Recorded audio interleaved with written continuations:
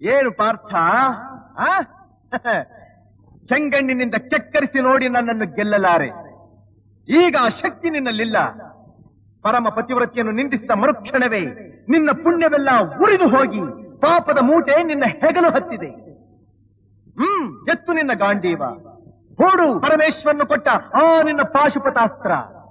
ಶಿವನನ್ನು ಗೆದ್ದ ನಿನ್ನ ಶೌರ್ಯ ನನಗೂ ಸ್ವಲ್ಪ ತಿಳಿಯಲಿ, ಅಥವಾ ಶಿವನನ್ನು ಗೆದ್ದೆ ಎಂಬ ನಿನ್ನ ಅಹಂಕಾರ ನನ್ನಿಂದಲೇ ಮಣ್ಣಾಗಲಿ.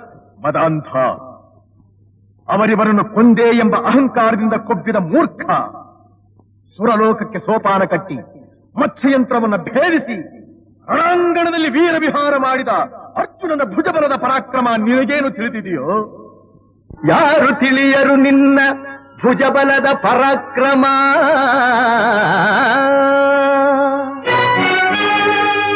ಸಮರದೋ